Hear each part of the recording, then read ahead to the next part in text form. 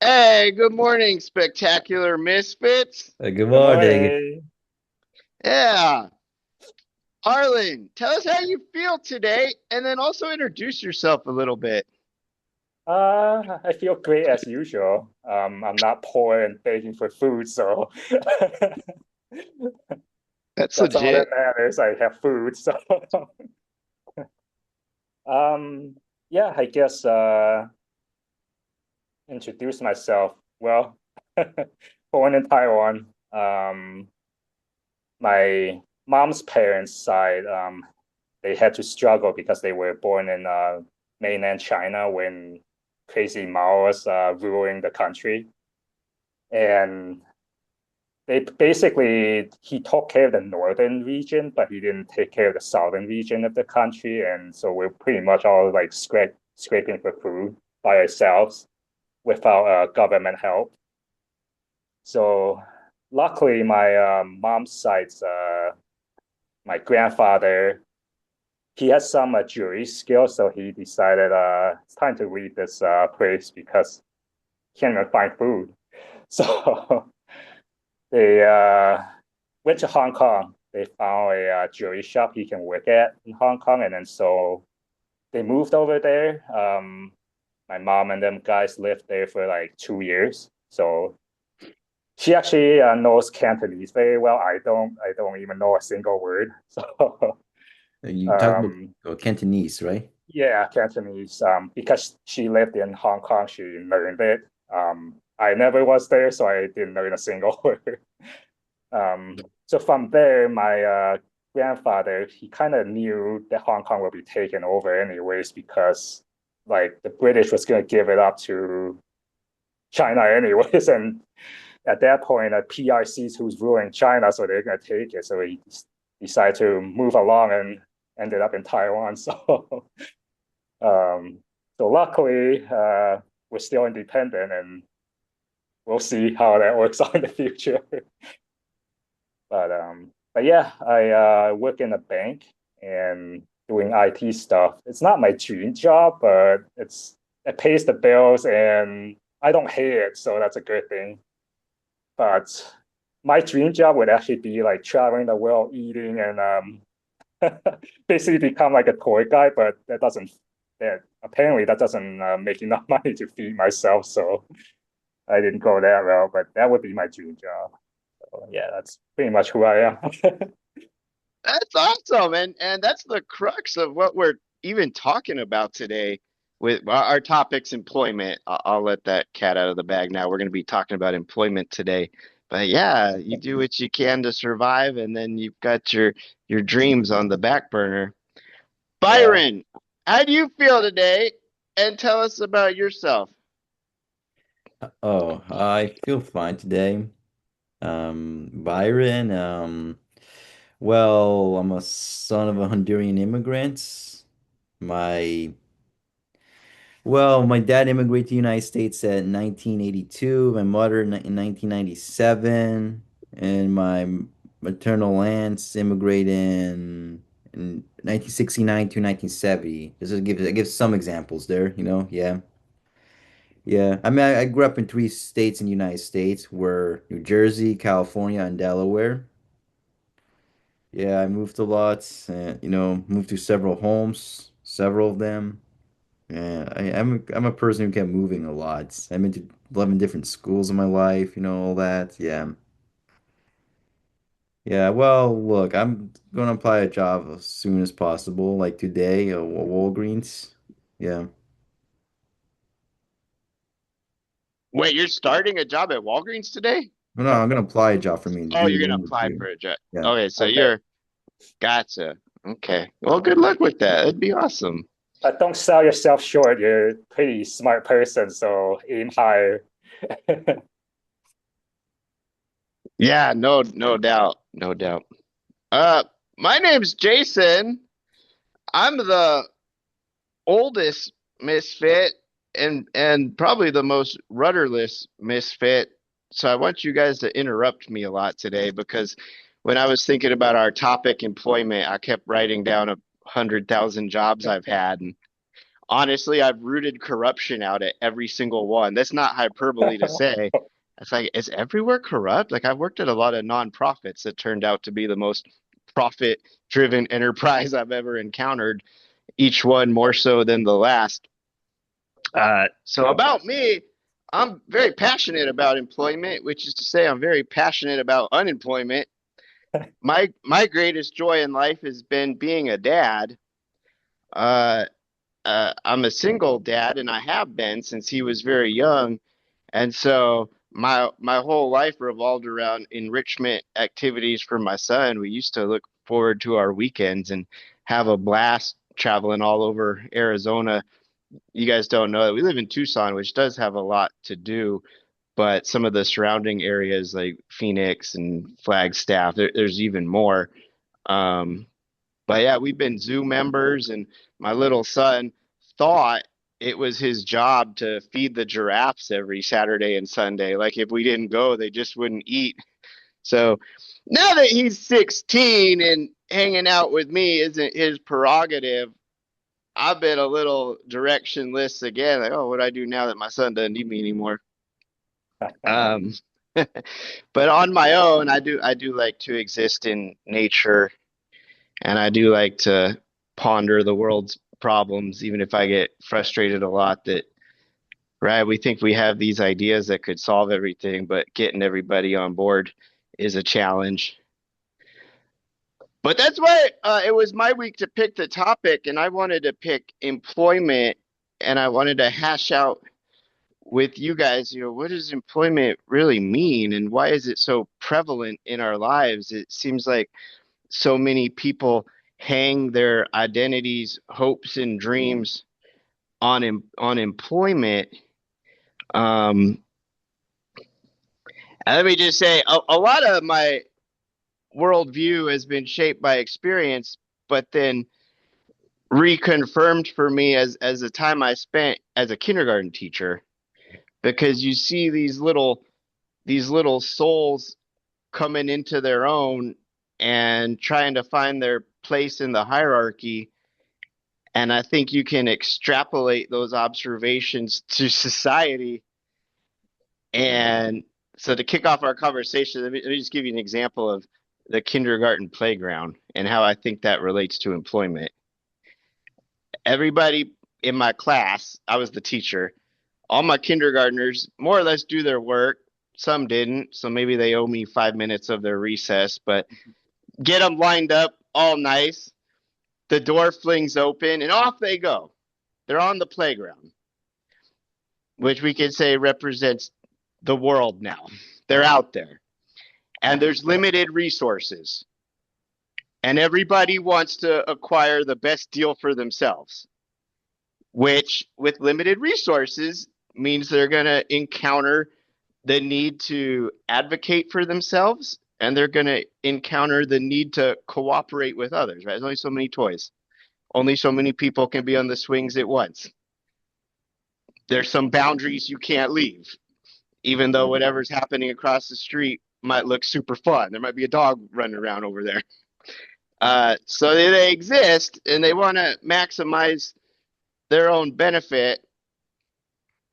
And the kids who do the best, just in my observation as a teacher, are the ones that can cooperate with others. Not be a pushover, but you go first, I go next, okay, and then we'll switch. And they kind of know, they're not wearing watches, but they kind of know when recess is going to be over. The ones who have the worst time are the ones who are still a little more narcissistic. Maybe they didn't go to preschool. Maybe this is their first time encountering others and the need to collaborate. But the ones who have the worst time are the ones who start commanding the other kids. This is the game. This is what we're all playing. These are the rules, right? They set themselves up as the arbitrator of the rules. And then the other kids kind of reject that. And you're not playing fair. And the kid who tries to demand things of others very quickly gets left out. And then they're over with me. And I think as the teacher, I don't really represent the government so much as like this this deity that kind of exists over the whole thing. Mm. Because I can end recess if the kids aren't getting along. I can extend recess if I want to. I can do a lot.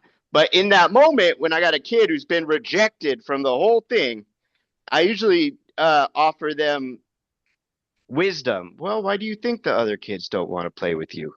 How would you feel if somebody was telling you there's only one way to play?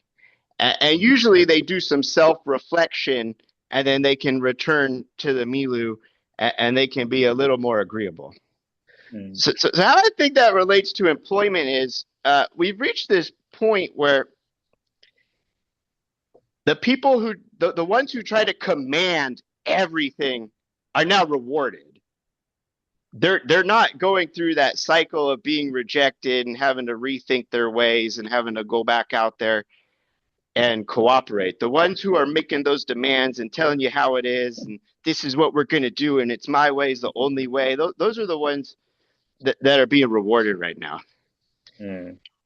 Um, so why don't you guys take over and just talk about what does it mean to be employed right now? Why does so much of life revolve around you need to be employed, you need to seek employment, you need to acquire employment, you got to maintain employment. Well, that's just how the system's set up. So you can't have like a small section of people rejected and somehow still make enough to live. It's already set up this way. So employment means everyone has to go to college or try to anyways. Not everyone can afford it, I'm sure. But go to college, graduate, find a job. Even if you don't like it, you work. That's what employment means right now. And that has a lot to do with people not having choice because a lot of people are poor or even the working class are like getting poorer and poorer every day, same as the middle class. The only ones that keep getting richer are the rubber barons up there. So they set up the system and we're going to have to all play somehow into it because if we don't, then the fear is we become so poor that we're in poverty. And then when we look at those in poverty living outdoors, like under the bridge in cities, we look at them and we're like, no, we don't want to live like this. So that's why we play the game. Yeah, that's an excellent point too. I mean, I've mentioned to you in conversation if I didn't have my son to take care of, and I'm super happy he's here, I would live a much different life. I would kind of be unbothered by consistency and employment. I would. I've found that substitute teaching is an instant job. Being a security guard is an instant job. These don't pay a lot, but my favorite currency is free time. So if I was just out for myself, I could live out of my car, rent rooms from some weirdos. I can work just enough to stay alive. But like you said, travel, try delicious foods. When people say they want to be rich, what they're really saying is they want more free time to do their passions and hobbies. But Yeah, Byron, exactly.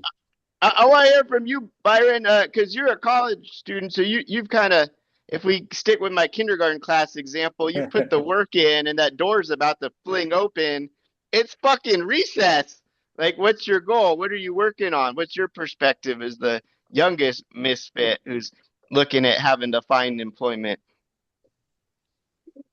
Well, look, I'm really working real hard on this courses I had. I mean, my major is communication, and I'm still undecided what kind of job I will get for a career in the future, you know? Yeah, I'm still undecided for it. Yeah. What career are you hoping for? Oh, career? Well, I'm still undecided, but there's like several options, I believe. So yeah, several. Um,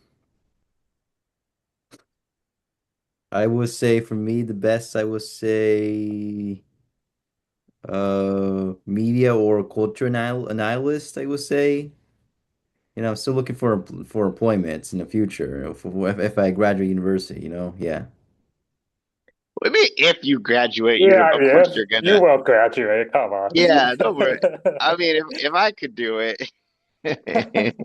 anybody can do it. Let me put another observation out there, just because Arlen already said it. Really, with well, I do X to survive, but if surviving was guaranteed, I'd do Y. Let me put a warning out there too, because some I don't want anything taken out of context. Most of my friends are women, and of my friends, a lot of them are ex-girlfriends. So if I say like, well, I've seen women do this, it's not manosphere content. It's just that's my line of sight. But in my own friend group, there's two ladies who don't have kids by choice. Well, yeah, one by choice. One it became a choice, but it was her prerogative earlier. But they're the Yeah, most I know. successful. Like they got tons of Childless, money. childfree, and sterile.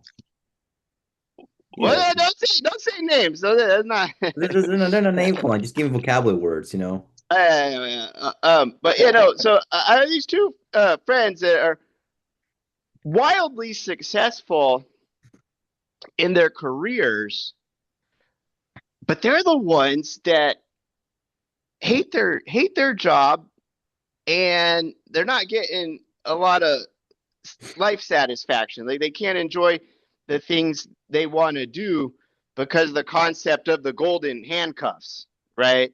You've succeeded so much as at your job, but with lifestyle creep, you're paying big bills, and you got to keep it up. It's a lot to maintain, and they're stressed to the hilt. In my friend group, the people who I think I observe are the most happy uh, are the two moms with kids under the roof. One of them part time because of a shared custody agreement, and just a regular job that pays the bills. And then they get to take vacations and they get to participate in their kids' sports. And this isn't a pitch for having kids, but just as far as when your job isn't the focal point of your life, it's been my observation that those are the happier people. And that's been true for me too. One of my like I probably should have been more career focused at one point, but what brought me joy was spending time with my son. And you can replace kids with a hobby or something, because again, it's not a pitch for kids, but it's just said in my observation, I haven't seen happiness tied to a job in any of my friendships. Right? It gets Mm. back to it's just something we do. So I don't know if we need to say more on that, but like like Arlen, you said when you say you work at a bank, but you'd rather be some kind of tour guide. Is that something you're going to try to work on, or is it a foregone conclusion that it's not in the cards? Like, Right now it's a foregone conclusion because I looked at the salary and it's like, man, that's pretty low. I would have to sell my house and all that other stuff. So yeah, it's not realistic, but it's always been more of a dream. Because I don't know. I mean, I like computers, but it's like working in it all day. It's like, it's all right. I could do without it. I'm glad you said that because again, I enjoyed being a kindergarten teacher. I enjoyed being a high school teacher, but I even more so I enjoyed being a kindergarten teacher. Actually, the reason I became a kindergarten teacher is because there's a teacher shortage here in Arizona, and over the summer, the principals kind of become sharks in the water trying to poach good teachers. And I was happily teaching. Well, maybe happily is too strong a word, but I was content teaching sophomore journalism, and then a principal reached out and said, "Hey, you want to teach kindergarten?" And I was like, "Fuck no!" But then I saw, but then I saw that wait, that's a school across the street. Oh my God, I've never had a walkable commute before. So again, Mm, quality of life played a factor, and I yeah. tried it, and I loved it. And if I could rewind the clock and not do my big Oregon experiment, I would have stayed a kindergarten teacher because Mm, I ended up really enjoying it. But when you say, I like computers, but sometimes it gets too much. I stand by this. If we had Wednesdays off, that would do wonders for the students, the teachers, the Yes. faculty. Like an early out day isn't enough of a break. Like the poor kids, they're 5, and now most kindergartens are set up as an all day program. It's too much. It's too much. Mhm. They're 5. Yeah. And for the adults to try to keep them interested for 7 hours of content 5 days a week, it's too much. But if you gave them Wednesdays off, it would go down so much smoother. I agree. And yeah, there's not much debate here. Working less would get It's more more. mileage. Yeah, Yeah. less is more. Because if you think about a burnout worker, like let's say you're in an office and the whole department is they're all tired because they're working five days a week, and also let's be honest, a lot of companies like to add overtime to your clock. So so they're overworked, overburnt, and then they come in and they're not productive. So what are we doing? We're just sitting there wasting time. And on top of that, they're used as meetings that drag out for like whole hour. It's like, seriously, what are we doing? Yeah, teacher shortage is a horrible thing already. And also, don't forget about defunding of public education. Well, the No Child Left Behind Act. When a student if it failed exam, I don't know what that was about. I thought it was like terrible. I'm totally against that kind of thing. Mm. Yeah. Yeah, I wrote down notes. School corruption and Arizona is unique. Arizona really pioneered how businesses can steal education dollars with this charter school scam, but I don't even want to go down that path yet. I'd rather hear because it was like I don't want to turn to a 30-minute rant of just I've lived through so what's wrong with education. It'll blow your mind. But I want to hear like your guys' first experiences with employment. Like when did it kind of hit your radar? Like, oh, I'm gonna have to get a job someday, and then expectation versus reality. Tell me some of your first forays. I guess Arlen, you go first because I mean you got the most stable job of I'm all of us. unemployed. I can't tell you that. I'm unemployed. No, no, but Byron, it hit your radar at some point, right? We're all little Yeah. kids and we're happy just doing our thing, and then Yeah. oh, a job. Like for me, like I see my dad put on a tie and go to work with a briefcase. I'm like, okay, and then he comes home and sometimes he gets a phone call from my mom. I don't want to cook dinner. Bring pizza, and he's like, okay, job is a place you go until it's pizza time, and you know. But Yeah, what? So yeah, Jason, it I'm gonna get a forms. little. Yeah. No, go ahead, Byron. What's on your Jason, mind? I'm gonna get well, sort of irrelevant to that. I mean, I think it might be a good teacher to teach kids how to read and write because, like, it states like in Tennessee and Kentucky, like a slim majority or small majority, they're illiterate. They don't know how to read and write for the students at public schools. Well, Yeah, part of that's by design. An uneducated population That's why votes the funding public education conservatively. is terrible. I mean, we have students like a slim majority or a small majority. They don't know how to read and write. They're illiterates. I think you might be a When I good was teacher for that, Jason. No, you're right. When I was a group home supervisor, the boys would text me and I could read it, but then when they'd write on their in out board, I'd be like, what fucking hieroglyphics is this? And I'm like, oh, oh, they're using the speech. They're talking to their phones and it's reading for them, but somehow they made it to the late teenage years without learning how to read and write.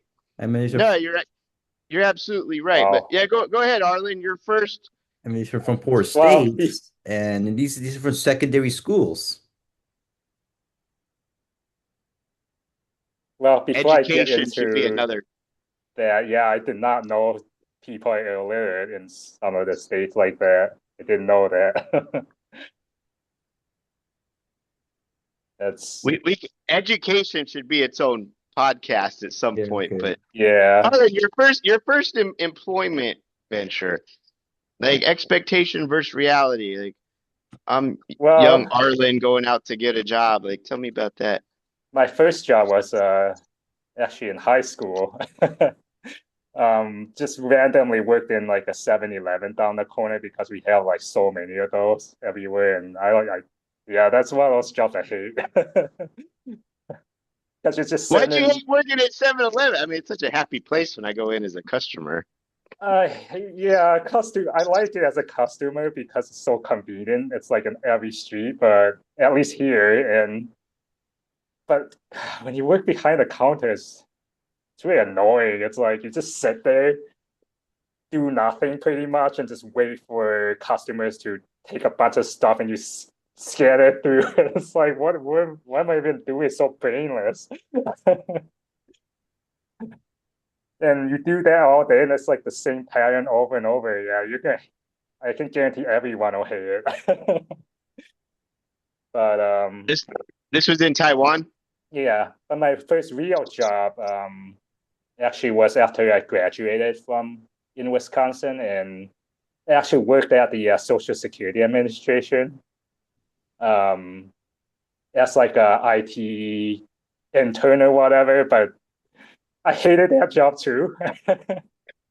I thought the pay was okay for the time. They gave me $14 an hour USD, so that wasn't bad. Wait, But Bat, what year roundabout was that? around the Obama years, so yeah, that Okay. wasn't bad. Yeah, No. so it wasn't like the pay that I didn't like. It was I went in. There's this hierarchy going on. They won't let me touch anything, so I didn't learn anything. Like I accidentally touched a laptop and went into the BIOS, such a simple thing, and they freaked out and took the laptop from me. It's like, what the heck's going on here? So yeah, I ended up just doing nothing but fixing printers, and gosh, that was horrible. So yeah, that was just a summer job. It was gonna end anyway. So yeah, it's ended. So yeah, bad experiences.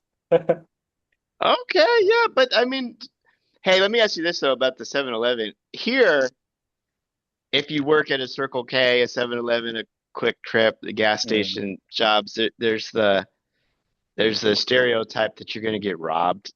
Like Oh, a for lot of real? that is baked into the job description. Yeah, my old apartments, the Circle K looked more like the set of one of the early RoboCop movies. Like the cashier Oh. is in a cage, and they stopped doing they no really they stopped doing cash transactions after 7 p.m. What? Yeah, Yeah, the well, film RoboCop is a good example of trickle-down economics. Yeah, I mean, yeah, it is. yeah. For Reagan administration, it's a perfect example for that. Yeah, Reagan's evil. Yeah. Just fucking pure evil. RoboCop is a perfect example for that film. Yeah, Mm. for that example. Yeah. Yeah. I worked with that armed security guard, and a lot of his details were gas stations. He showed me Yes. videos on his cell phone of straight up orgies behind Circle K's, and Oh, yeah, what the? yeah, yeah. So it's just the gas stations where I live are a war zone.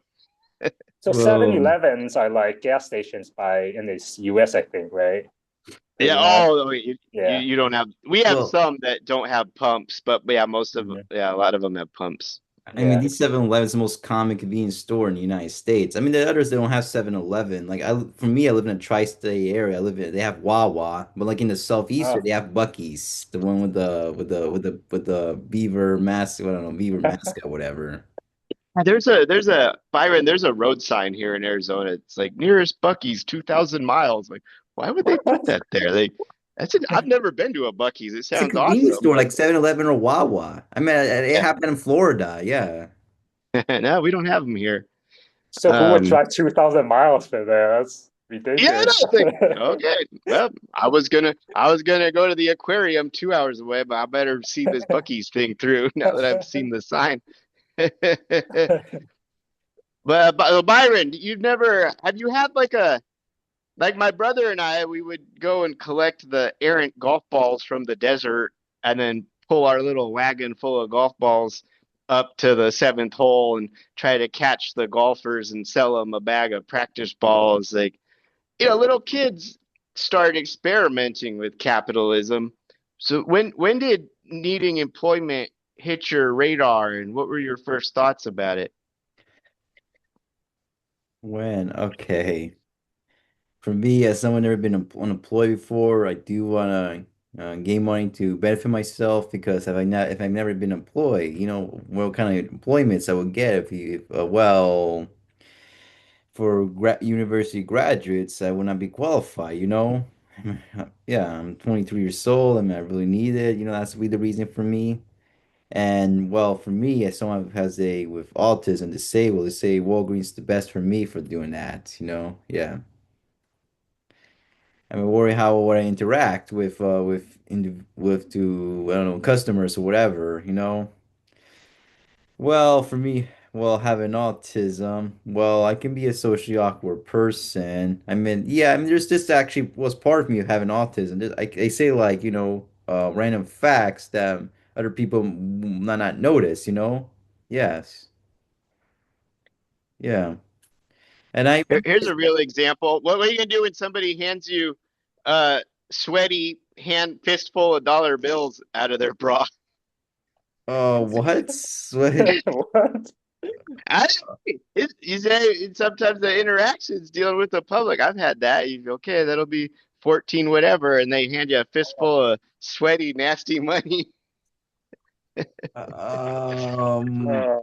Okay, that would be so awkward. I have not seen that situation before. I mean, And it's we're trying to prepare money, you. but it's on the it's a sweaty and it's on the area of a tits. I mean, I would definitely not do it in a perverted way on that. Definitely not. I don't like any sweat stuff. It's like a similar situation that sniffing panties or whatever. I'm not doing Oh. that. That's not That's polite, appropriate. that's why you keep the hand sanitizer by the cash register. That Yeah. Oh. would seem a good idea. Sanitizer. No. I say next time you have to put it on your wallet or anywhere safe. Yes. Yeah, so say that. Yeah. Oh. Interactions with the public will shock you, especially when people are there and they start telling you their life story and a line is forming and you're like, when can I cut this person off? But they're telling me about their scheduled cancer surgery. It's just a skill you have to develop. My my first I I don't want to I don't want to slam my parents or anything. They did a lot for me, but they just kind of told me, just go to college, pick anything, do well, you'll be fine. Because that was true for them. But my first couple experiences with employment didn't come until later in life. And when my son hit the scene and I wanted to be more independent from my parents, I did have to make more efforts into getting a job. And I always picked social work because I don't want to work a cash register and deal with sweaty fistfuls of dollars. I want to do something better for the world. And then unfortunately, I had a lot of negative experiences. Every nonprofit I picked was kind of top heavy with executives and middle managers soaking up resources for themselves and having to tell the clients, we can't really help in any way other than talk therapy, which in many cases is actually the least helpful. When somebody can't pay their bills and they come into your center for help, and you're like, well, have you tried positive thinking? It doesn't get very far. But some of my first experiences, I did try the red store and the blue store. You follow? Byron, don't shout out the names. Well, I guess it's true. I'm not saying anything's not true, so I guess we can't be sued. But uh, I was proud to get hired at the red store. I basically walked in and asked for a job, and they were like, "Night shift is hiring. You want it?" I'm like, "Yeah." I'm like, "Dang!" So they must have really seen something special in me to offer me a position on the night crew that fast. And so I got my red shirt and my khaki pants and my name tag, and I was all proud. And I had a really positive experience in the week of training at the Red Store. The trainer was very, very nice, and she'd give us candy for right answers. I'm like, hell yeah, working's awesome. And she's very encouraging, and she built us up, and we're all a team. And every you celebrate individually, you be yourself and just shine however you want to shine. And the Red Store loves you. I'm like, cool. And so my first ever night shift, training's over. I show up for my night shift. I'm all excited about it. Like, okay, here's 2 boxes. You can unpack them. You can stock those shelves. You know what to do. I'm like, yeah. And so I'm starting to do my responsibilities as assigned by the night manager. And then I see training lady. She showed up just to make sure her flock showed up on time and got started. So I'm like, oh, cool. She was really a nice person all week. So I left my boxes and I walked over to her to say hi. And she snapped at me, she completely switched up. What are you supposed to be doing right now? She's like, you're off task. Get back to your zone. I'm like, Wow. what? Uh, who's this bitch? What did you? What are you, the evil twin of the lady that trained me all week? And that's where it like the small print was filled out. Like, okay, this is more what the Red Store is like. The training was all fluff. Uh, at Blue Uh, Store was kind of the same way. They hired me to work in the men's shoe department. I'm like, that's cool. That's cool. I'll work in the men's shoe department. That sounds nice. And then I showed up and they're like, I don't know why you thought men's shoe department. I'm like, that's because this was the person on the phone said I was hired for. Like, nah, you're on the cart crew. And by the way, there's a rattlesnake in the parking lot, and we don't call the fire department for that because we don't want to scare customers. The cart crew needs to get all the rattlesnakes out of the parking lot. I was like, fuck what? this shit. Yes, I went home. And then years later, again, as a social worker, I was helping a kid learn how to apply for jobs. And Blue Store used to have hiring kiosks because you couldn't count on everybody having internet access. So we were doing the hiring kiosk until the kid needed a social security number and stuff he didn't have memorized. I'm like, we'll have to get that and come back. But just so you know the process, let's go through it as if I'm applying for a job, and then you'll know how to do it and you can do it on your own. And so as soon as I typed in my information on the hiring kiosk, it's like, do not hire list. This person walked off the job back in 1999. Like, oh, Oh, geez. Blue Store holds a grudge. But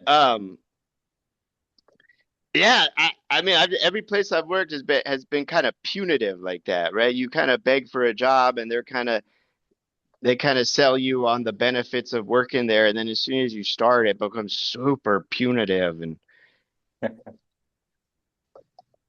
I don't know. Tell us some about the work culture in the places you've worked, Arlen, because it's a little. I think our audience is going to be more familiar with the U.S. side of things, but kind of like, what's the work culture when you need to take time off, or you need to go to a doctor's appointment, or you got to do something for your family? Like, what's the work culture like in the places you've worked? Work culture,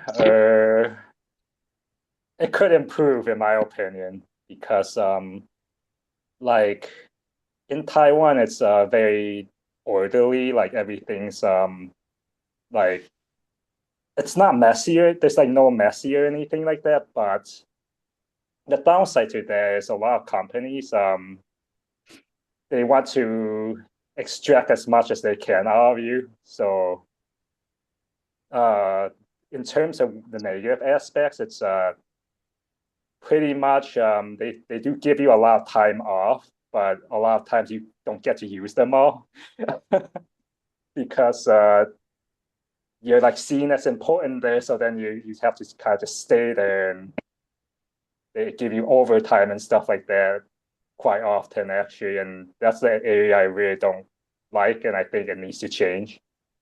Um, Compared to the West, this aspect is actually worse in Taiwan because we're still like in East Asia, so like we kind of have that kind of overwork kind of mentality. I think like if you look at Japan, they're even worse off. But China, I don't even know. But South Korea is very bad too. I think we're a little bit better than those, but in terms of comparing it to like European countries or even parts of the US, I think still needs to change because it's too work centric. So It's like you feel like you're more of like a part of like a machine and not a person. I would say in that in this aspect. So the service is very good though on the cross side. But so for the customers, the service is always very very good. But on the worker side, it's kind of like, man, you're working a lot.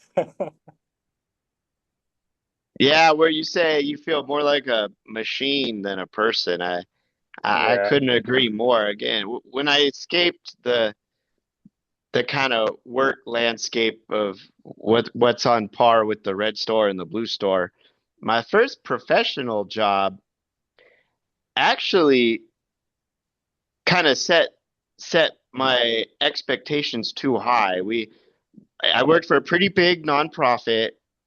It served kids in congregate care. So my first job was at a girls level 2 group home.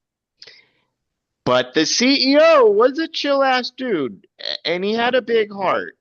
And again, I hadn't experienced work culture yet, right? Retail was my only experience, and that was largely negative for reasons I shared and reasons I didn't, for time's sake. But the CEO at my first professional job was the kind of chill ass dude who he wasn't so profit driven himself. Like he was the CEO, and I'm sure he had a good life, and his office was awesome, and it was furnished with all kinds of cool shit.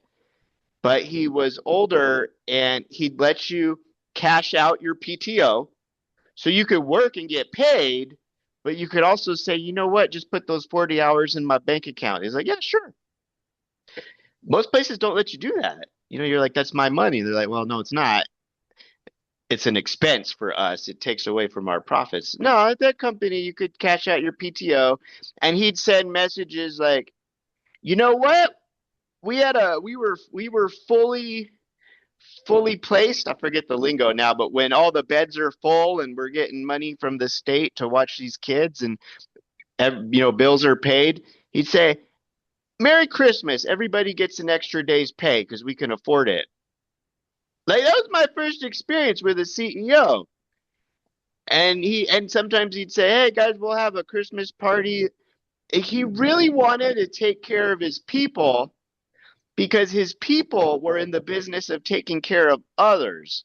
And it was reciprocal, and it felt good and it felt fair, and you didn't feel rueful that, man, I'm sweating blood and I'm not getting anything in return. So that it was kind of shocking when I moved to the next company and it wasn't like that. And they nickel and dime you and they're looking over my mileage reimbursement log and they shouldn't. It seems like you drove an extra 5 miles and it took you an extra 20 minutes. Well, the freeway exits were Oh, closed jeez. from street 1 to street 5, and they're like, did you take a screenshot that of Wow. Google Maps that said that? What the fuck are we like? You're arguing timesheet fraud my direction, but now I'm arguing timesheet fraud your direction because you're trying to tell me it took too long and I didn't take the most efficient route. And when you get hung up in that stuff, you're not focused on the job, which when it's a job of helping people, that's bad. Yeah, that's not efficient. No. Especially if you have to take screenshots of Google Maps. Like, who has time for It's like I know where I'm going. I know how to get between our two distant offices. I'm not navigating by maps at this point, that? but you know as well as I do that there's construction delays. Mm. But yeah, so I did have one boss at one agency who he understood. He said, these nonprofit jobs don't pay a lot, but you can kind of offset that by treating people fairly. Mm. And I worked hard for him. And I remember sitting in his office one day and I was telling him, because he was good about checking in, how you doing? There's secondhand trauma when you work with kids and families who are suffering. But my boss would check in with us and he's just chat with me. Yeah, my son's fish tank, the light is having a problem. I need a new plastic piece that goes on the bottom so the bubbles don't splash up into the fixture. And seems like I'm gonna have to buy a whole new top because I can't just get the plastic. He's like, nah, Jason, let's take a quick trip over to Home Depot, see if we can have them cut you one to those specifications. Like, wow, really? It's on the clock. And what he's going to get back is I'm going to work super hard when it falls to me to stay late because CPS removed a kid at 5 p.m. on a Friday. I'm going to want to do that for my boss because he did something for me. Like, that's kind of how I wish the world worked instead of just crushing people for their productivity and always demanding more. Byron, what are your expectations for work culture? Expectation for work culture from, well, okay, well, if I apply a job, okay, what's my expectation for it? How do you want your boss to treat you? How do you picture your perfect boss? Well, whenever I go around with people, like to strangers, I'm always been, a well-behaved person. Well, I mean, that would depends what kind of how the boss personality, whatever, I guess. Because, I seem a very polite person. I mean, I don't mind to do some hard work in a job. Yeah, yeah. What will you do if your boss mistreats you? Excellent question. Well, okay. Well, there's like multiple options on that. I mean, it's to quit or maybe I just speak up against him. I guess there's these two options. Mm, Being able to quit is a luxury you might not always have. yeah, that's true. I see there's multiple options, multiple choice.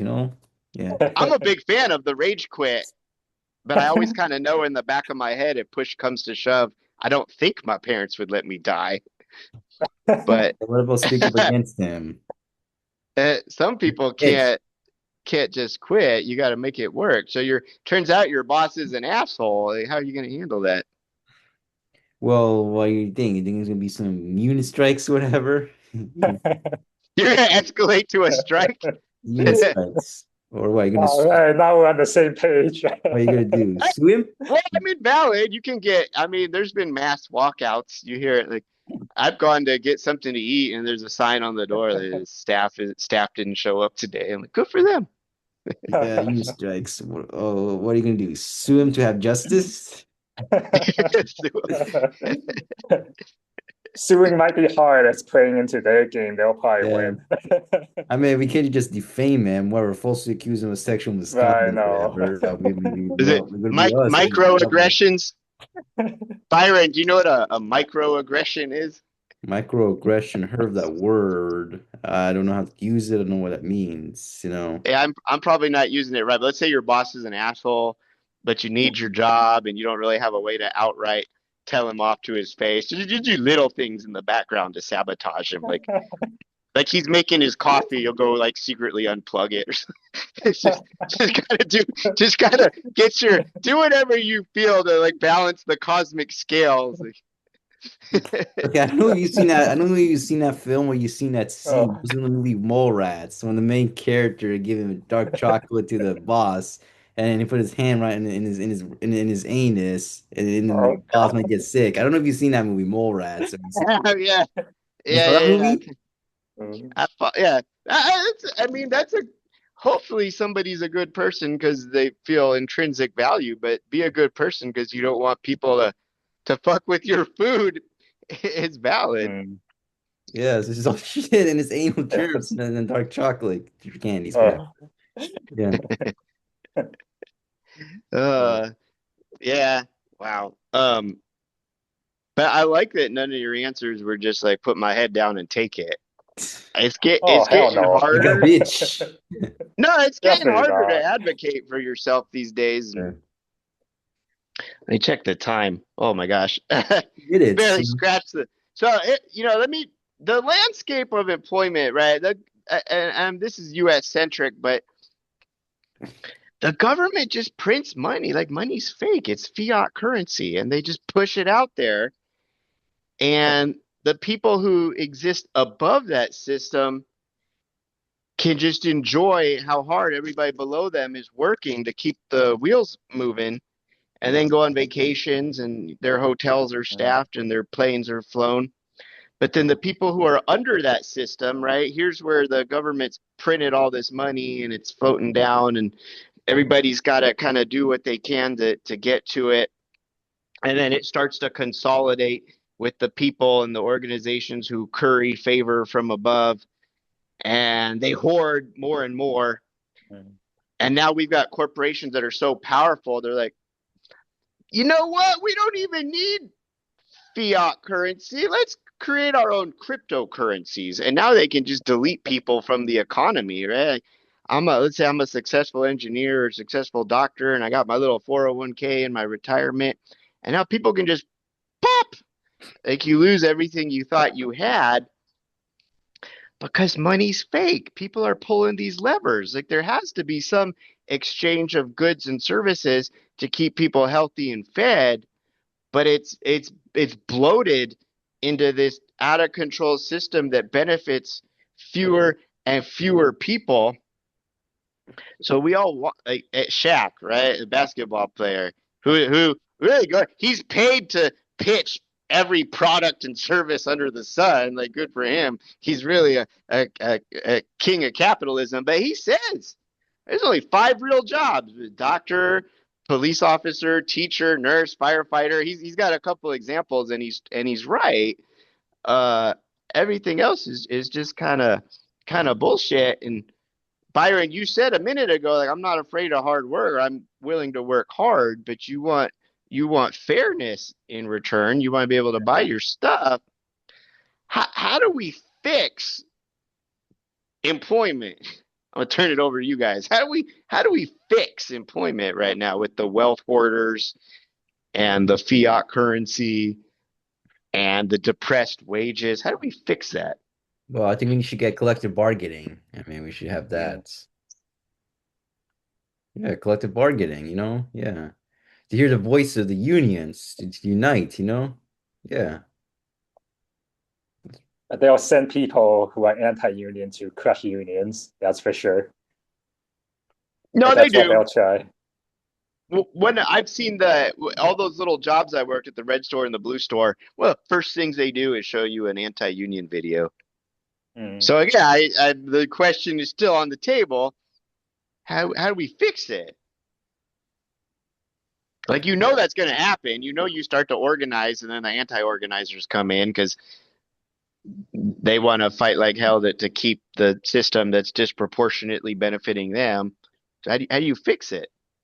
I mean, this say collective bargaining. Maybe you need more exposure, like you say, social media, need more exposure. Maybe maybe you could record, take a video on YouTube, I guess. Or start a podcast like Yeah, us. yeah, yeah, yeah. I mean, Byron, you're right to say, well, I'd go on strike. Okay, so you talk to your coworkers and you Yeah. kind of rally support, and on a micro level that'll play out, and then every single person involved experienced a positive outcome, hopefully, and then they carry that experience with them farther into their careers. But at some point, you're still rewarded for your individual contributions. I don't want to say contributions because some jobs simply don't contribute. They're just there to siphon money or to make money. But I'm happiest when I go to work and my work serves the common good. And I'm okay. I don't know why I'm not motivated by having a big TV and stuff, but at some point, a lot of people have to factor in to be successful means you're taken from somebody else. And I don't know how to smooth that over for the sake of the greater good, for the sake of the planet, climate change. Like we have to fix employment.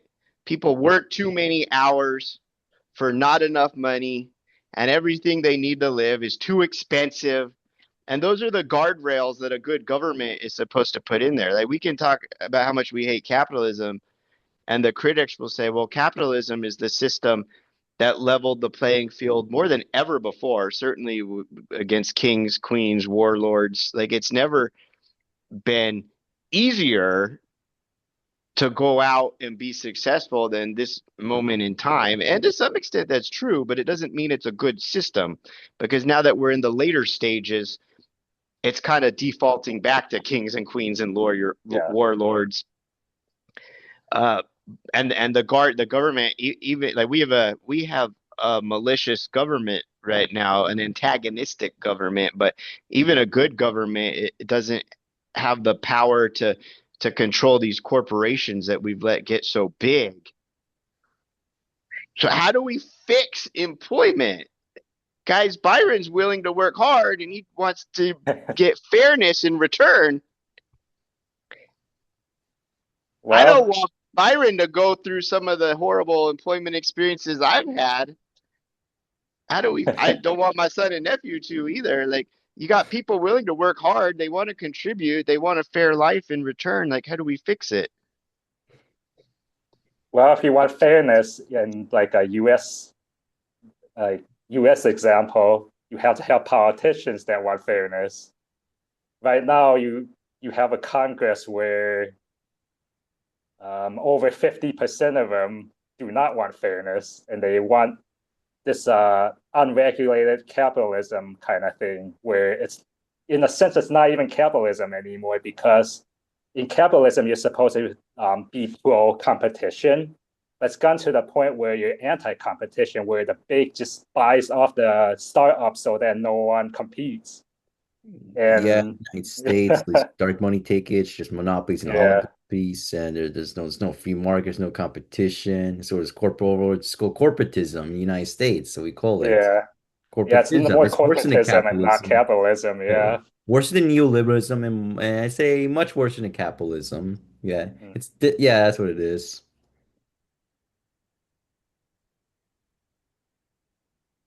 Yeah. Carl, I'm taking a finish your sentence. Oh, me. Yeah.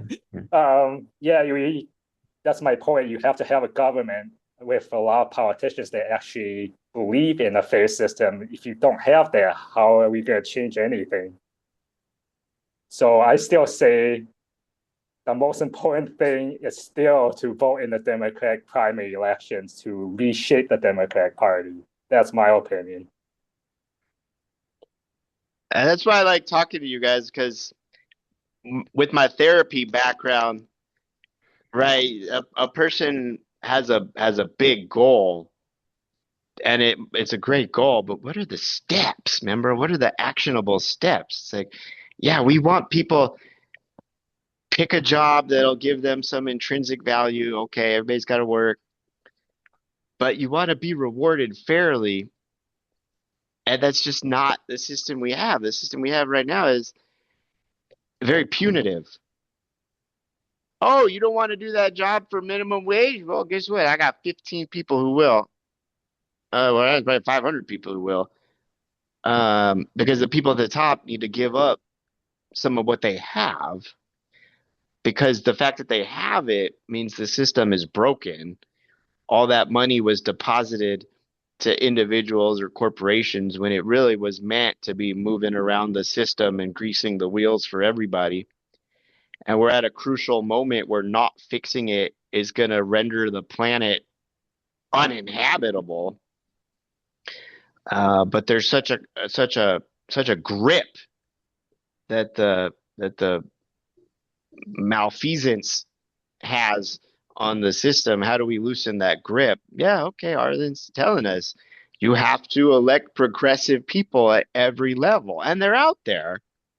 But I went on a walk yesterday. I live in a little kind of bougie conservative retirement community, and I guess they're electing a mayor right now and some other Yeah. local jobs. And man, the headshots of the beautiful people, are they in it because they want to serve the public good, or are they in it to line their own pockets? There's all these headshots of these beautiful people who want to If be they're the mayor. Why do you too want to be the mayor? if they're Like, too beautiful, don't trust them. That's the even bourgeois. You advocate yeah, for the proletariat. and don't judge a book by its cover. But Sure. and if I'm running for town mayor where I live, I might do stuff to fix my appearance too. But I was just looking at those like polished headshots on the side of the road. I'm like, I don't know. They look like politicians.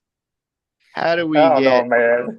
If you look at like Tulsi Gabbard, who pretended to be progressive, look The at her entire now. time It's until I was like, 20. come on. She's Yeah, an opportunist. I mean, I definitely think she's a warmonger. I would say that. Yeah. Okay. Oh, let me see about this. How you deal with it as we talk about employment. Let's just say there's a work abuse or there's abuse from the bosses. Let's just say, can we just if you saw any of it?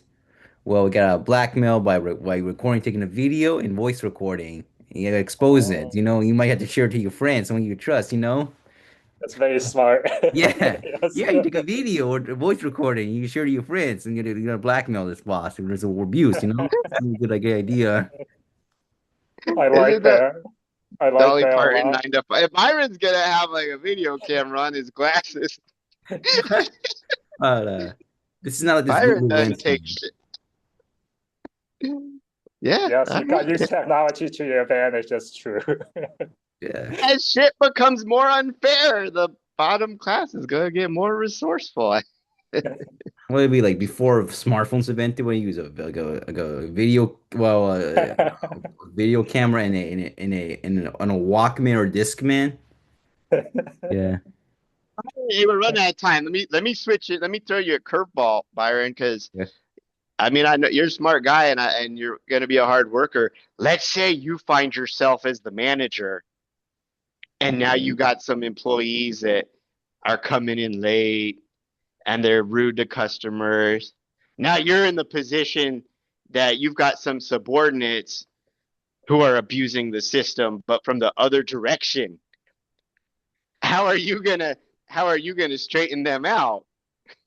Well, can you repeat that? There was employees. So you're the boss, Yeah. and let's say you've got two employees that are friends. Maybe they're roommates, so they drive to work together. They're coming in two. They're coming in 20 minutes late. They're rude to customers. Maybe they're even like stealing a small, like they're eating some candy bars from Oh, the front geez. register. How are you gonna? Because right, we're on the side of the people. But let's say you're not. You now find yourself. Because I've been a supervisor. I won't ever do it again. But you're the supervisor, and you've got some screw up employees you got to straighten out. How do you approach that? Well, if in this situation, I would say, no, don't show up late. You gotta show them on time or a little bit early. Don't be rude employees. Just talk more politely, and don't even red cashier register. Just if there's some packages, whatever, or bags, you throw them in the trash. I'm trying to say a more polite way. Yeah, So you'd approach them with kindness. Yeah, I would too. yeah.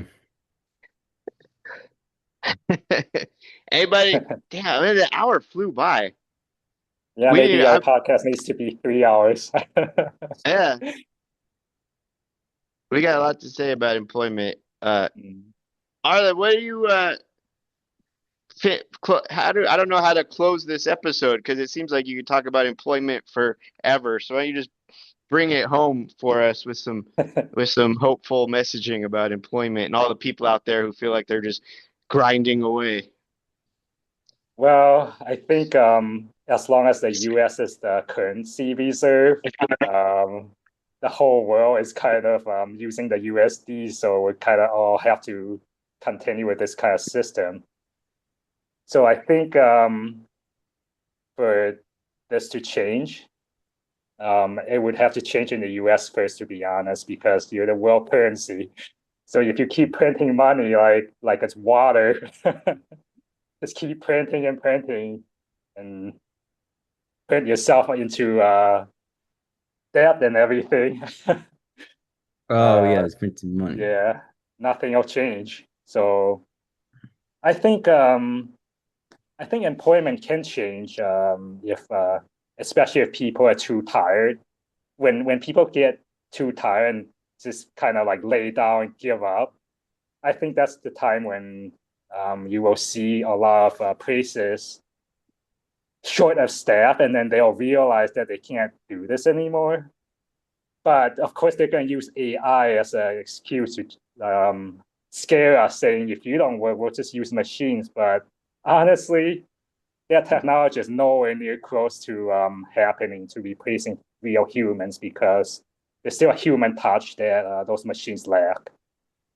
So Well, as you've mentioned, it's Ireland. A lot of countries use U.S.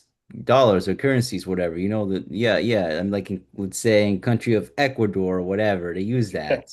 Ecuador. Okay, I mean, well, let's just say since. Well, okay, as we know, we both oppose sanctions in other nations. You know. Yes, I mean we sanctioned nations, several of them. I mean we oh sanctioned yeah, Afghanistan, North Korea, China, Russia, Iran.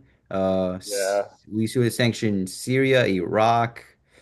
Maybe we sanctioned Venezuela. I mean Cuba. I mean Iran was like nearly 55 decades. We sanctioned that. It has the weakest currency to that.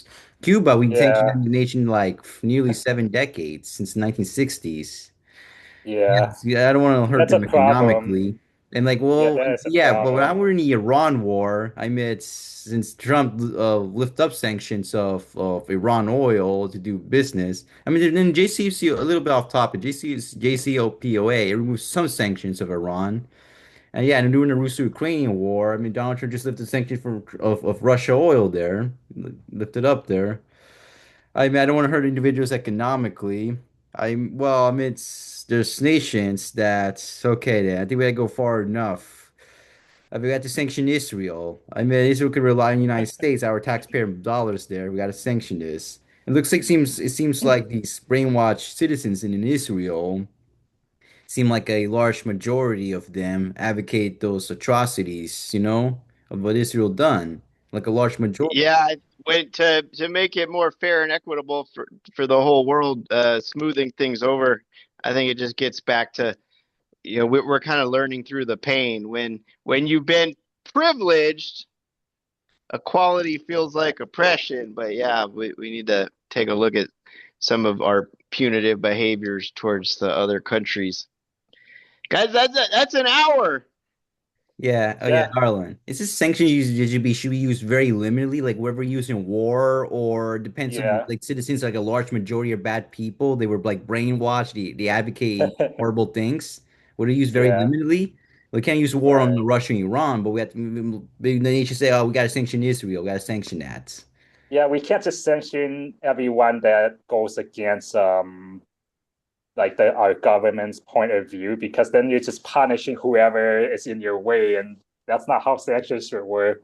But Yes. unfortunately, it's used that way. So, Yeah. so Well, yeah, what about That's perfect. You but can't punish whoever's in your way. yeah. There's a whole playground full of participants, and everybody's important. Look, I mean, there's good people in these regimes there. Okay, the citizens, yeah, not the yeah. government. Say.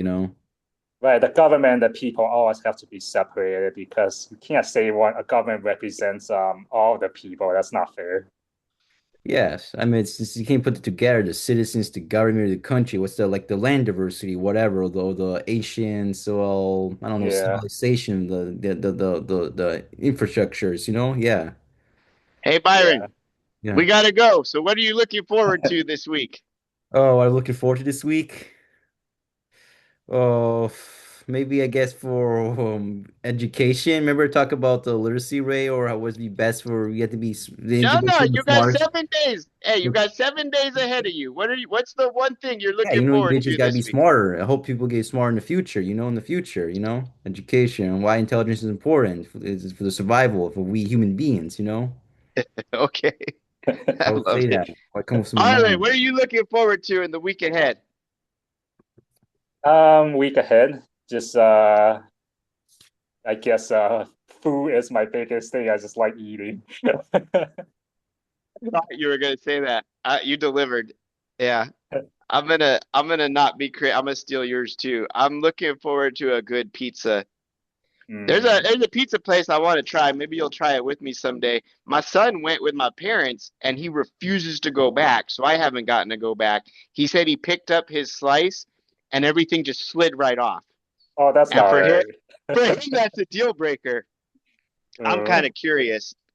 All okay. right, you guys, I'm gonna end it because if somebody sees a 3 hour video, it might not click on it. It could try to stay an hour. Yes. Thank you, Yes. gentlemen. There's nobody I'd rather have coworkers with than you two. We did Just one time like an limited. hour and 20 minutes, an hour and 30 minutes, I believe so. Yeah. I don't know. We're trying to keep it an hour, but I got two smart guys Coworkers, that. come on, Jason. Coworkers, we're more than that. Oh, yeah, I'm saying you don't get to work with your best friends, but that'd be awesome Oh, if you okay. could. All right, I'll accept that. All right, you guys. I'll see you on the line. Yeah, Okay, bye. sounds good. Yeah. Bye.